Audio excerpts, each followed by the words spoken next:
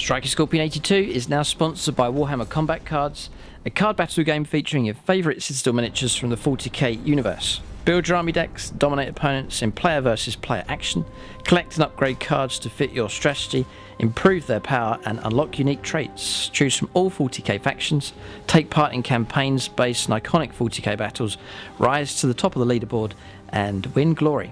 Free to download and play, link is in the video description below or on the channel homepage, and by using the unique link it helps support the channel. Thanks and enjoy the game.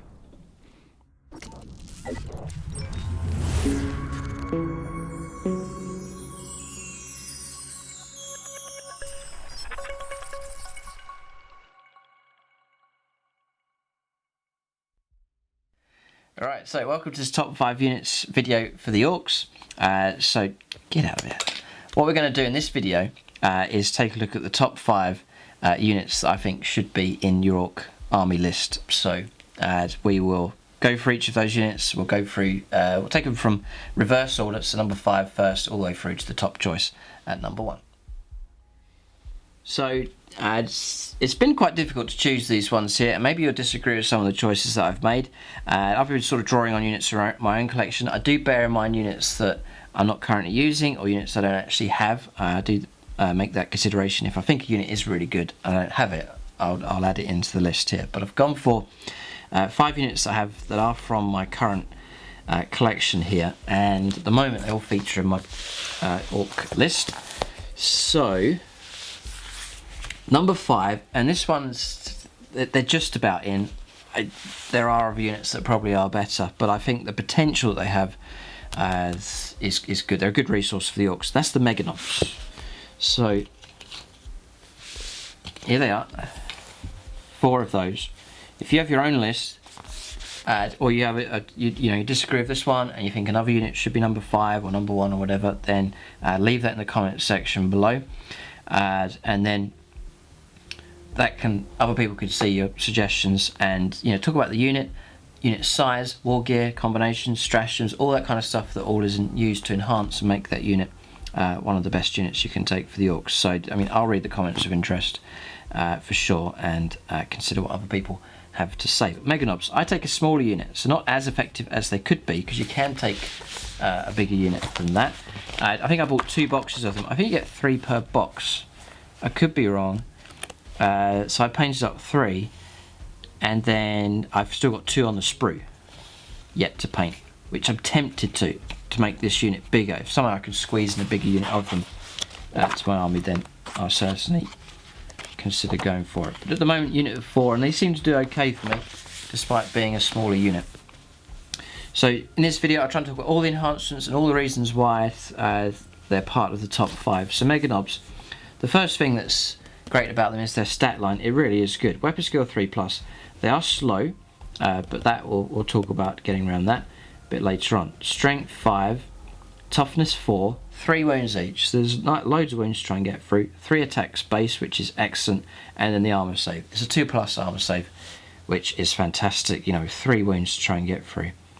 That really makes them quite durable. So usual standard infantry firepower against them, las guns and so on, just going to bounce off, and it's going to take ages just to grind through just one of the models. So brilliant durability of them. And then even when you've got heavier weapons against them, a las cannon that gets through on a 1 or 2, it's just not going to kill them. It's there's those wounds there to absorb damage. So it's nice lot of attacks in close combat.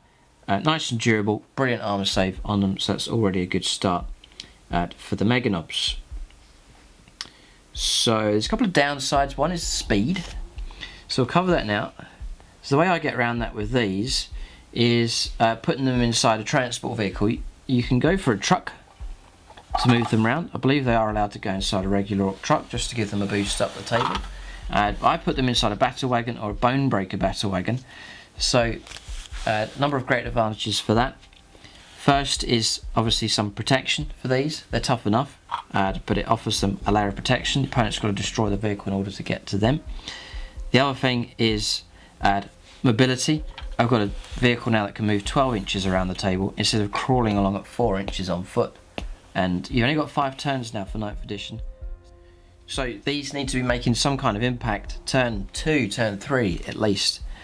here in your games of 8th or 9th edition of 40k. You've only got 5 turns now. There's no turn 6, turn 7, so you need to be manoeuvring into position turn 1, turn 2, and then striking turn 3, and then pushing in and getting involved in more combats and so on as you get into the later turn 4, turn 5 stage of the game.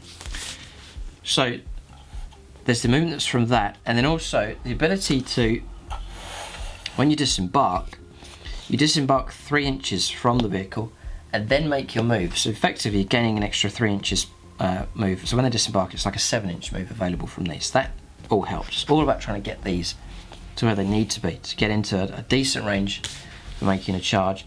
You don't want them stranded, so you want to try and get as close as you can to the enemy so that the charge is virtually guaranteed to go ahead.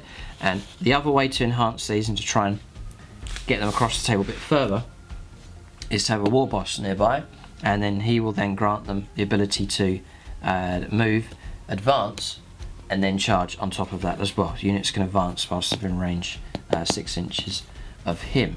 So now you're looking at, say turn 1 for example, 12 inches, bombing up the table with the vehicle. That puts you at the middle stage or middle part of the table. The opponent's moved some units up, which now, for 9th edition especially, there's that pressure on the opponent to be pushing up with units of their own. You then disembark 3, move 4, advance with the war boss nearby, and they've made good strides across the table, deep into the enemy position, able, not too deep though, but pushing in towards the enemy position and able to make a charge that should be close enough to have a very likely chance of going ahead. On top of that, when they do charge, they are getting here we go, so able to reroll any number of the dice for the charge, which is exceptionally useful as well. So we've covered speed with them, delivering them across the table inside a transport, and the extra little bonuses that you can stack on top to get them to move that much further. That's make or break for them. If they're wandering around 4 inches every turn, they're out of the game. The opponent can avoid them, and then they're not much of a threat. So they need to be delivered, and they need to be delivered on your terms. You move them out, you position them, and you charge and fight first instead of waiting to be charged by enemy units. So it's only a unit of 4, but there's 12 wounds in there and 13 attacks with these. I've got Kill Sword Carl here. I give him 2 kill swords, just add a bit of variety, and it's AP -4 when that attacks. They're all fighting at strength 10, so deadly there. These are equipped with the custom shooters, so 4 shots each, so there's a bit of DACA available, but it's not really much of a feature. And the rest are armed with kill claws, which gives them power claws, which gives them ×2 strength, AP -3, and D3 damage, which is pretty good. To make them even better in close combat, you can play a stratagem on them from the Psychic Awakening book. Hit 'em harder, 1 command point. It's +1 to their damage results in close combat, and then I play these as Goths, so any 6s in close combat will pop extra attacks. The downside for these is the -1 to the hit rolls, both from the kill swords and also from the power claws as well, so 4s for their hits, which isn't really that great. It's okay, and so that might justify taking a larger unit to make sure you get those extra attacks. I'm thinking maybe a unit of 5 will give me 15, 16 attacks, needing 4s, 8 hits. That's pretty good. They should mash through a vehicle quite effective, or a heavy infantry target, or a character, or a monster. They should chop through them quite effectively. There's one other thing. Yeah, Wagon, let's just check it. Yeah. So Wahammer here, +1 to hit rolls in the fight phase for friendly clan units whilst within 6 inches of the banner. So you could use a banner with them to get the +1 to hit rolls, then it becomes 3s to hit. That's a lot more likely to get your hits come through.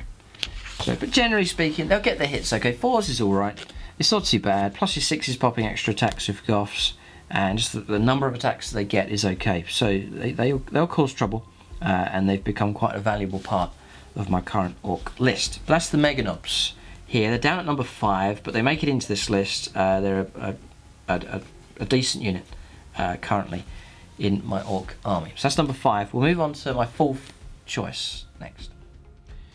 So that's the Meganobs. Number 4 is a unit we've already seen a little bit here in this video, and that is the Bonebreaker Battle Wagon. And again, I'm sure there's other suggestions that people will make for slot number 4. Other decent units, perhaps units I don't have.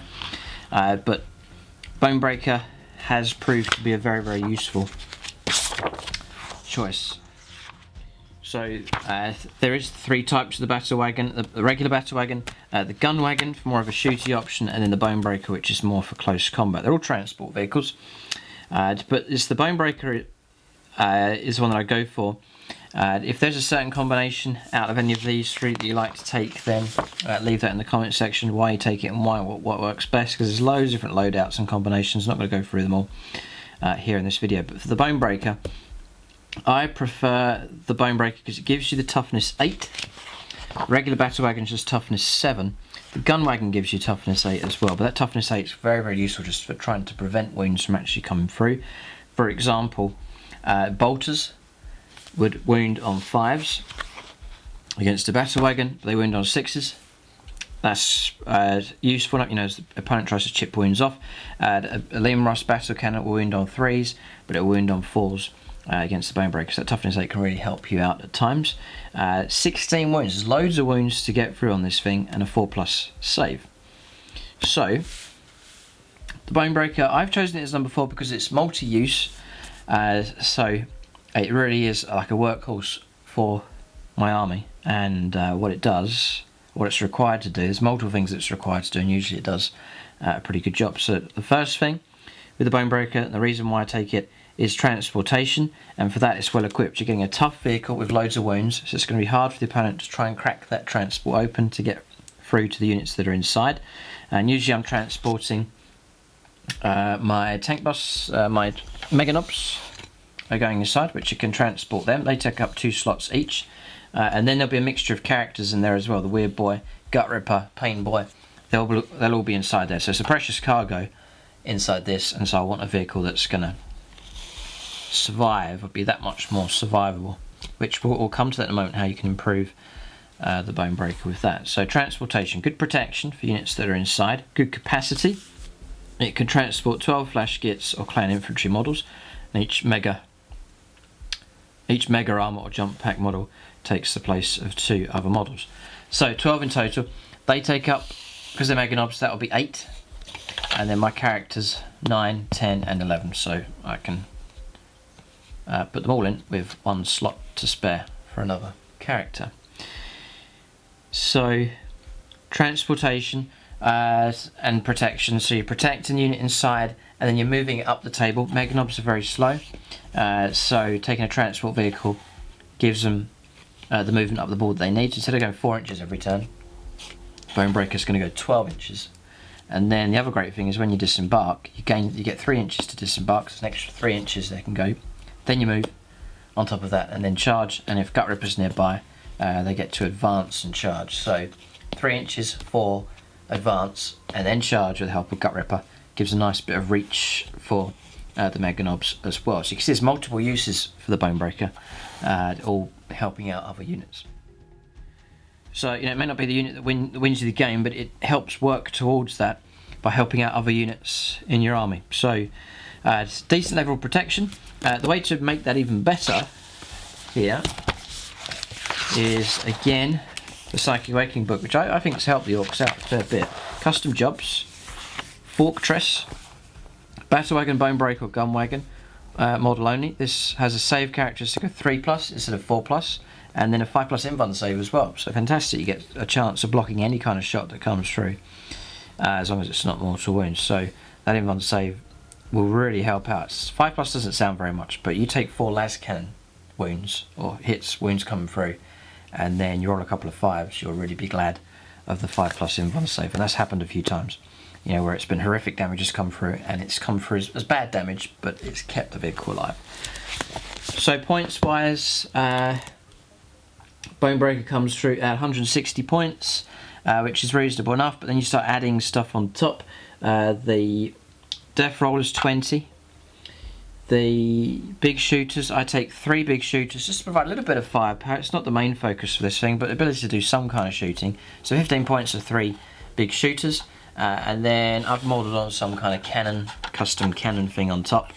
That is 15 points, a kill cannon I play that as, just again to provide a bit of some kind of firepower. If this thing's going to survive a good few turns of the game, I can kick out a bit of firepower and it can try and redeem its points by shooting at some enemy models. So that gives a total of 215 points. I take grot riggers as well. At the start of movement phase, or 2+, you restore a wound, so they can put the wounds back up. If you find yourself in a bracket, say you've got 3 wounds left, instead of being stuck at that, there's a chance for the grot riggers to try and get pushed back up through those brackets to stay alive for a bit longer and to get onto a better stat line as well. Maybe you've taken 7 wounds and it's really annoying, and the grot riggers, they push you back up to 8 wounds and you're back into your fresh bracket, so it could be very helpful, and just for 5 points just helps add to the durability and functionality as well of this vehicle. The final reason why I take it, this is why I really rate the Bone Breaker, is it's a vehicle you can use in close combat very, very effectively. So its base number of attacks is 6. I take these as Goths, so 6s are going to pop extra attacks, and then you got the Bone Breaker Ram. You get D6 extra attacks on the charge, so between 7 and 12 attacks of this thing. It's coming through at +3 to hit rolls with the Death Roller. So you're hitting on 2s.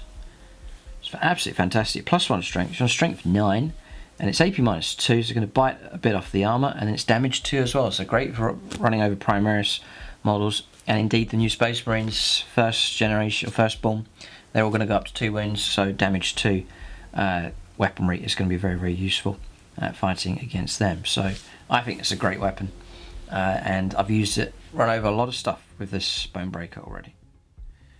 So it gives you a third assault option as well. You know, coming out of this model then is the War Boss and the Mega Knobs and the vehicle itself. After everyone's disembarked, then the vehicle itself can move up and assault another target. And there'll be times when you're trying to break into a gun line, or the need to assault multiple units all in one go. Then now you've got another option. The actual transport vehicle itself can become an assaulting unit and can cause a lot of trouble.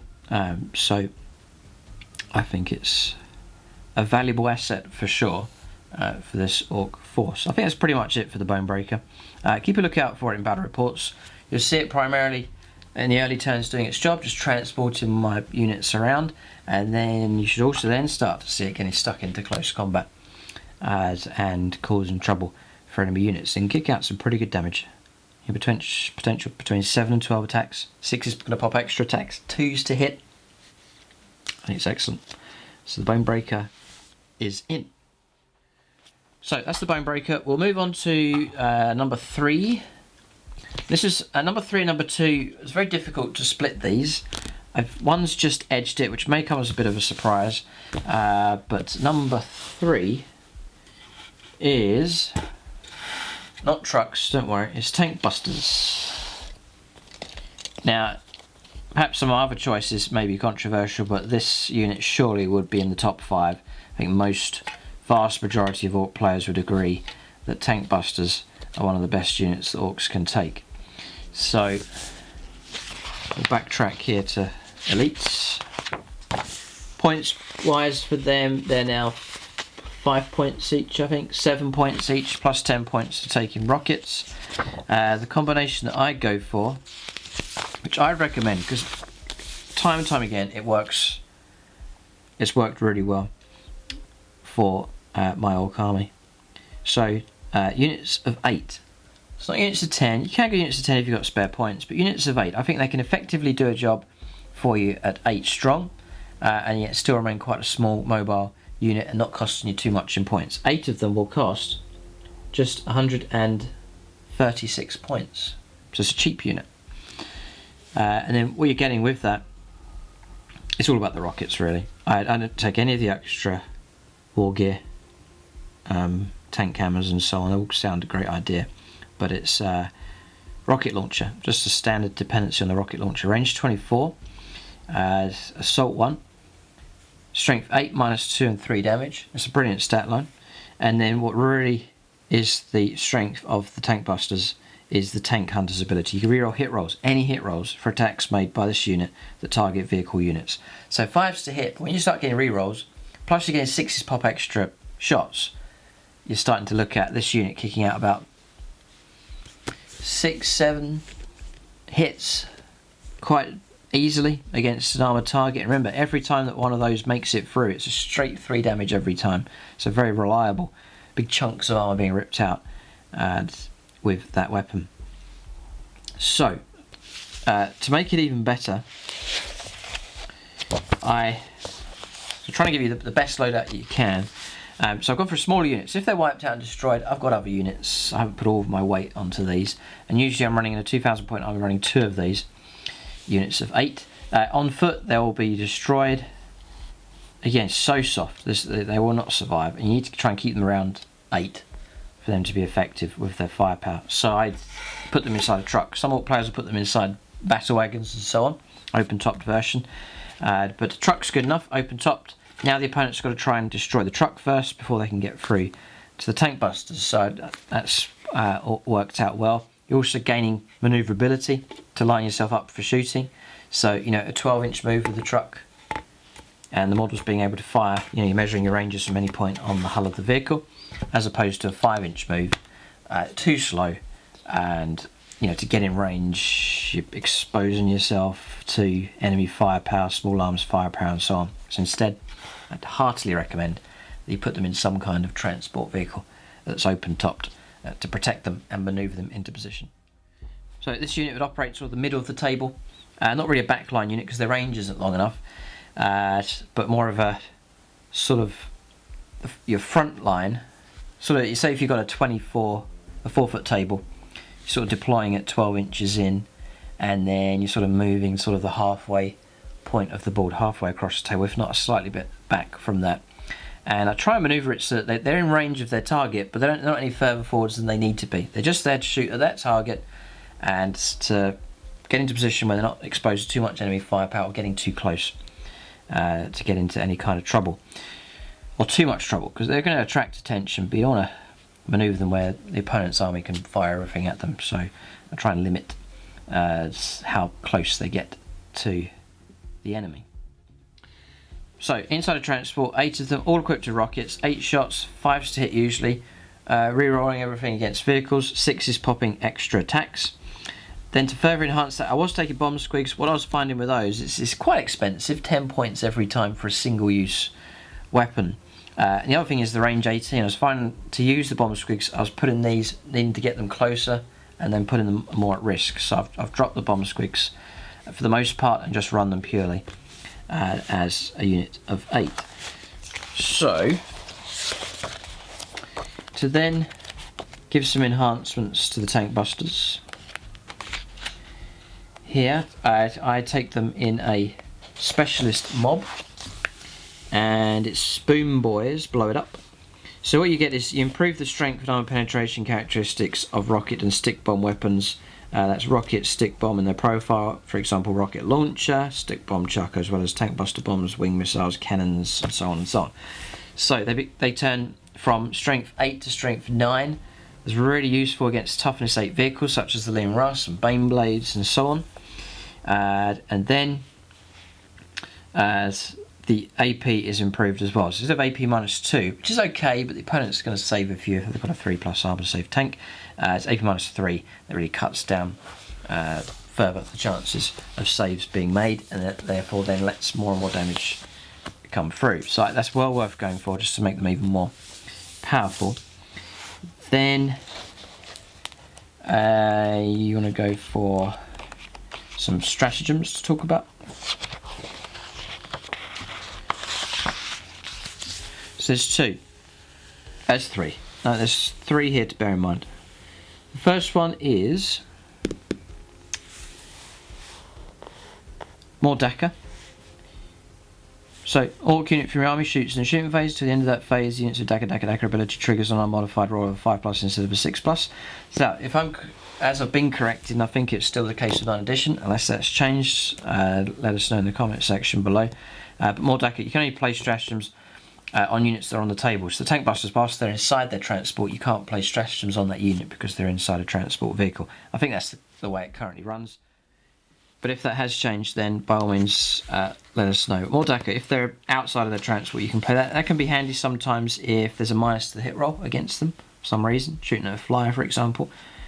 or if you have made an advanced move and it's -1 to hit rolls, you can correct it back to 5+ with that. And that's not just to your hit rolls, that's your triggering your extra shots as well, so that can be very useful if you're able to play it. Then extra stick bombs. So an infantry unit of your choice in the shooting phase, up to 10 models in that unit can fire a grenade weapon in that phase instead of only one. Again, you need to be outside of your transport, but you can throw all your tank buster bombs, 8 of them coming through. And the tank buster bomb is D3 shots, so 8 D3 shots. 5s to get your hit, 6s pop extra attacks, is strength 8 or strength 9, because remember the grenades are affected by that ability, and an extra AP- as well, so AP -3 with those and D6 damage. That's horrific if that's able to. If there's a real tough target and I'm willing to sacrifice these, they'll disembark and just overload them with a load of stratagems just to max out with their firepower. So there's that one. And there's another somewhere. Yeah, so that's it. Extra stick bombs, more Dakar. I think that's it. Those are the two main ones. But as I said, I think you need to be outside of the transport vehicle to use those. But usually in the game, they'll stay inside. I'll just get that 5+ rerollable against vehicles, and they're there to neutralise vehicle threats, and to try and reduce the amount of counter firepower that's coming against my Orc Assault. So that's their job, and usually they will do it very, very well. There's a healthy fear of these on the battlefield for enemy units, enemy vehicles. They're in trouble if they are attacked by a unit of tank busters, and quite cheap. 65 points here, 136, about 200 points there, but their job's anti-tank and they do it very, very well. So that's the tank busters. So the next option, number 2, is close between these and number 2, and I'm sure this is going to be a surprise, but I think these just about edge it, and it is Mech Guns. The value of them and what these can achieve on the battlefield is fantastic. So there's multiple reasons. We'll bring out an example, one of the models. Great kit from Games Workshop, really, really nice. So that's them, and you get the little crew. I actually have 6 of these. I wanted to form a grand battery, and have 6 of them. Just looks really impressive on the table. So there's all sorts of options. I'm not going to go through all of these gun types here. I'll talk about the custom mega cannon. That's the option that I go for, which is expensive in points comparable to the others, but I think it's worth going for with that. So Mech Guns then, the stat line, there's some key areas here which are pretty good. First thing I would point out is the ballistic skill, which is really refreshing for Orcs, 4+. It's quite rare you get 4+ ballistic skill for the Orcs. They do get, despite being Grots and Gretchen, they do get Dakar. So when you roll 6s, you'll pop extra shots as well. But force to hit is great, really, really good. So it's semi-reliable firepower with them. Then the other thing is toughness 5, so they're quite durable. There's 6 wounds the opponent to try and get through, and a 5+ save. So it's quite rare. Las Cannon's just going to pick one of these things off. It's going to take a bit of dedicated firepower to get rid of the guns. So there's that. To protect them even further, I usually have a big mech with custom force field. So he'll then give them a 5+ invuln save. So whatever kind of firepower comes through, you know, a bolt rifle, a las cannon, a multi-melter, it's going to be a 5+ invuln save, which really helps. And then also he has the ability to restore wounds back onto the model as well. It's a vehicle keyword, so he's able to restore wounds back onto that model. And there's a good number of wounds, 6 wounds, you know, durable enough. So that's one aspect. The firepower is pretty reliable, 4+. They're quite durable and hard to get rid of, especially if you start taking lots of them. I take 4 in my current list, usually with him in the middle of them, doing all the repairs, giving them the 5+ invuln save. And the opponent knows there's a lot of effort to try and get rid of all of those guns entirely, and often the opponent's distracted with firing at my other Orc stuff that's going straight towards them, and so the guns are quite often left alone, and therefore their firepower becomes even more valuable because it's turn after turn firepower usually that's available. So what kind of firepower then? I'm not going to say any of these are bad, they're all pretty good, but the custom mega cannon is the one that I go for. 20 points for the base here, the chassis, and then you're paying points on top for the weapon. Is 45 points, the custom mega cannon. So that gives you a cost of 65 points a gun. So they're very affordable to slot into your army. You could take one of them, a pair of them, but I rely on these quite a bit for decent firepower from the back line, because the range on this custom mega cannon is range 36. And for 9th edition, range 36 is long range now. Tables have shrunk in size, and so range 36 is very viable. You're going to cover most of the board with range 36, and even more so now because of the way 9th edition works with objectives that are often spread out across no man's land in the middle of the table. Your range 36 is easily going to cover that, as the opponent undoubtedly is going to be pushing forwards with their own units, because they're going to need to if they're going to stand any chance of picking up enough points to win the game. And so range is rarely an issue now, range 36 for the custom mega cannons. That's great. And also, which I've just realised when I was putting the Orc Army video together, and again, correct me if I'm wrong, but vehicles, you can move the guns without penalty to hit rolls now, I believe, for 9th edition. So that's good. You can manoeuvre. It's only 3 inches, but there is at least some manoeuvrability there with them. So this is really good. Number of shots, heavy D6. You can get 6 shots out of this thing, and then again, any 6s being rolled is more shots on top of that. So some rounds, yes, you'll just get 1 shot. Other rounds, you get 3 or 4. That's your average, which is great. And sometimes you hit 5 or 6 shots. Fantastic. Whatever you're shooting at, like a vehicle, for example, could be in trouble just from the shooting from 1 mech gun. So I'm thinking 1 mech gun, 2 mech guns firing at Liam Russ. That Liam Russ should be in trouble. 2d6 shots. You're going to get like 7-8 shots average. 4s to hit, 6s popping extra attacks. It's really good. There is the any hit rolls of 1. Mortal wounds come through. I think it's capped at 1 per shooting phase. So wounds will come through. I've got 4 of them, and if you're rolling multiple shots and 1s are coming through, you're going to start taking mortal wounds. So that's part of the job of the big mech, just to restore those wounds as the game goes along. Quite easily done. So strength 8, fantastic strength. Strength 7, you start struggling against tougher targets, but strength 8 is great. 3s to wound most vehicles, 4s to wound the tougher vehicles, that's fine. AP -3 again, which is fantastic. Really going to bite the chunk off the armour. Liam Russ is going to drop from a 3-up save to a 6-up save. It's very unlikely it's going to be blocked. And again, the damage is D6, not D3. It's D6 damage, which is superb. So as I was saying, a couple of mech guns firing, quite easy. Going to get 3 rounds are going to go through the armour against Liam Russ, and 3d6 damage against Liam Russ is big trouble. So that's excellent. And then your mortal wounds coming through and rolls of 1. So I think the weapon itself is fantastic, and the platform is good. It's durable. For the points you're paying, it's good stat line, and then your ballistic skill crucially is at 4+ as well. And so check out the Orc battle reports. There's more on the way for 9th edition, and watch these guns in action. You'll see them picking up units of the game just for their contribution throughout the battle, firepower constantly. And because the opponent's gone after Gut Ripper, and they're firing at the trucks and the tank busters, and they're going after those, which they rightfully should do, the guns are usually left as a lower priority, and therefore their firepower is just continuous throughout the game. And sometimes they mess up for a turn and they don't do hardly anything, and then other turns they pop a load of vehicles, much to everyone's surprise. But it's that consistent firepower with the grots really help out. The idea is that I've got my assault-based army pushing forwards, and then these mech guns firing over the top, picking off targets and helping to soften up the enemy before the rest of the Orc army charges in. So it's a good theme going on, and the grots help out the bigger, tougher lads at the front. I guess that fits with the theme of the Orcs. The grots are told to stay at the back.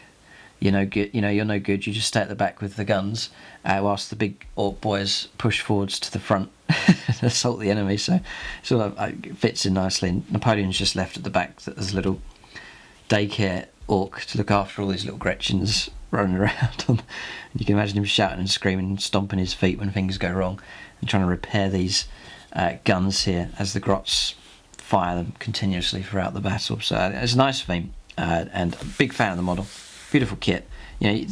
On the model here, the arms are all separate, so you can swap the arms around. Some are holding tools, others waving their arms around, others holding binoculars, and the heads are all swappable as well. So all the little kits I've got are all separate. 30 of them I've painted up for the 6 guns that I have. So that's Mech Guns. Maybe you disagree with my choice, or maybe you think Mech Guns shouldn't be at number 2, but I very much rate them. And when I put the new list together for 9th edition, I was very, very loath to drop the Mech Guns from my list. They're a very valuable asset. So number 1 is, yeah, no bias, but it's Gut Ripper. Gut Ripper's in. But I think for good reason. I think I can justify putting him into the list because he is, you know, and if there's any recommendation, I recommend you get Mech Guns. Not a lot of Orc players don't have them. I'd recommend you go for them. But a cheap war boss, and the way that he can be configured and loaded up and to be turned into something deadly for dirt cheap in points, the regular Orc war boss is well worth considering. So for him, I'm paying 70 points now for the Orc war boss. And then I just pay for a shooter on here just to keep the points down to fit him into my list. The attack squig is 0, and then power claw 10 points. So 80 points. This is a cheap HQ choice, and yet if used well and used correctly, and with the loadout that I'll show you here, he has the potential to destroy a Baneblade in 1 round of close combat.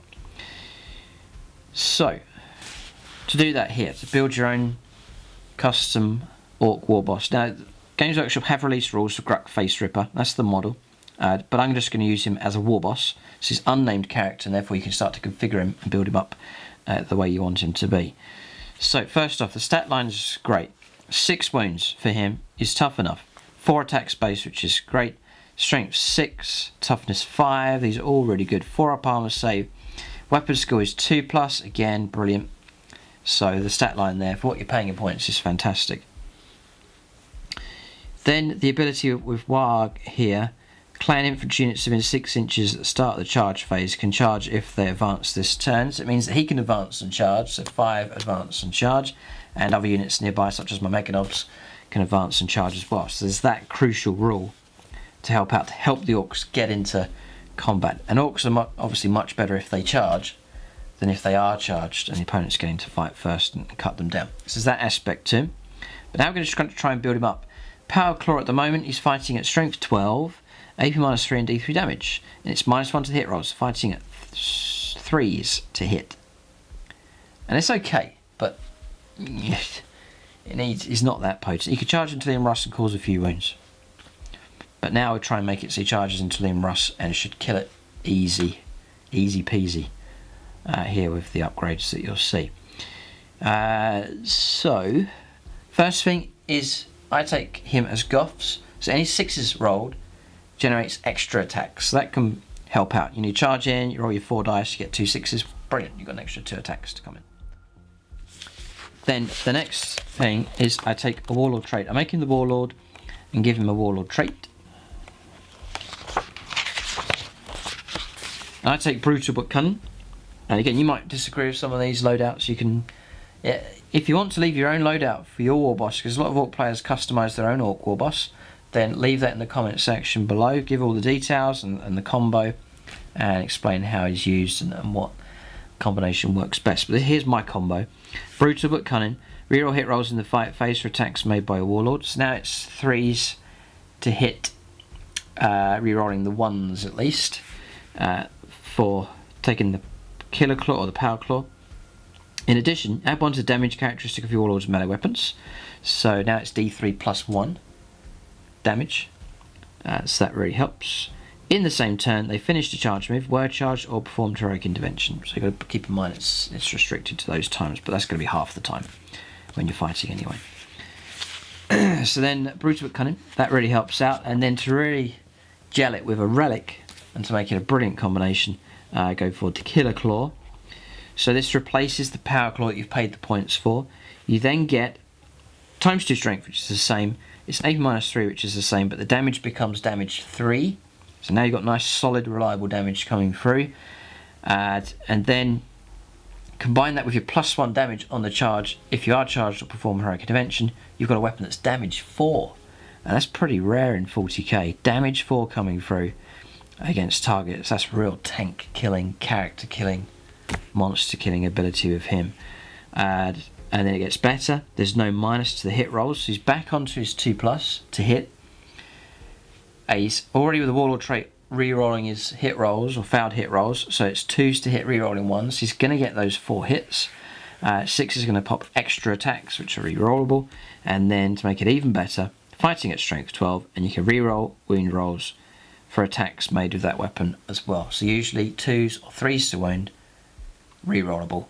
So even the wounding is really reliable as well. And there's no stratagems to, there's no command re-rolls being used. You're re-rolling your hits, you're re-rolling your wounds, and the damage is a straight 4, so there's no roll for that either. So it's going to save you on your command points as well. And really, if you notice what we've done, we've paid our points, 80 points, but then we've just taken a Warlord trait and a relic, which hasn't cost you anything. So you're tripling, quadrupling his efficiency, but it's not costing you any more in points. And that's why I'm heartily recommending customizing your own war boss and just keeping the points right down, and then just making them super powerful just by carefully selecting out Warlord traits and relics and so on. Now that was good. That was 8th edition and pre-Psychic Awakening. But now you can make him even better. You can go for the supersize me version of Gut Ripper here, and that is to take a stratagem called the Biggest Boss. Costs you 1 command point. So you select a war boss from your army. So it's, an unnamed war boss. The great thing about customizing your own war boss, you get +1 wounds. So now he's on 7 wounds, which is superb, and he gets an extra attack, which is excellent. So now he's up to 5 attacks, and he gets the 4+ invuln save. So now, when he is attacked back, which is not going to happen a lot, he's going to be much more durable. 4+ invuln save, absolutely crucial. He gets struck by Gilliman, and he's got some hope of surviving now instead of just being melted on the spot. So the Biggest Boss, fantastic upgrade to take. So now you've well and truly got a rock hard killer on the battlefield, and it's cost you 80 points. And you can make it even better than that. If you really want to make him even better, you can go to, this is what I've started doing, using a weird boy to make him just a complete psycho. You can give him Fists of Gork. So warp charge value of 6. It's very likely this is going to go off. If manifested, select a friendly orc character model that is visible and within 12 inches of the psycho, +2 strength and +2 attacks. So now he's got 7 attacks at 2s to hit, re-rolling 1s. 6 is popping extra attacks, so you get 10 hits against the target. It's going to be 2s to wound, 2s or 3s to wound, re-rolling those failed wound rolls, A -3, damage 4 every time, and there's your Baneblade killing ability easily. And then on top of that, your strength goes up to strength 8 × 2. So you're on strength 16. So you're on 2s to wound. 2s to wound re-rollable against the Land Raider. Incredible. So all of that's fantastic. You can then take Warpath to give it an extra attack. It's better against units with multiple models, but you can put it on a character for that extra attack coming through. And then you can also I'll go back to here. Just showing you everything here. You might want to make a note of some of these tips, because him loaded out like that can win you the game single-handedly. Could just cut down 2 Liam Rushes in a turn, charge 2 vehicles, cut 2 Liam Rushes down, and just change the shape of the game with an 80-point model that you've sneakily upgraded to the max. 2 stratagems that you must remember during the game as well. Get stuck in, lads.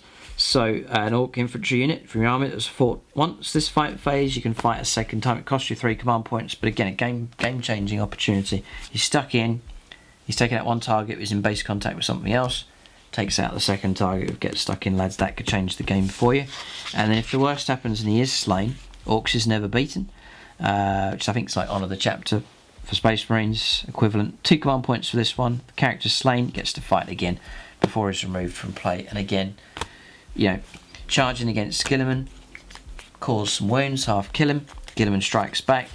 War boss dies. Orcs is never beaten stratagem. Fight again. Take Gilliman down.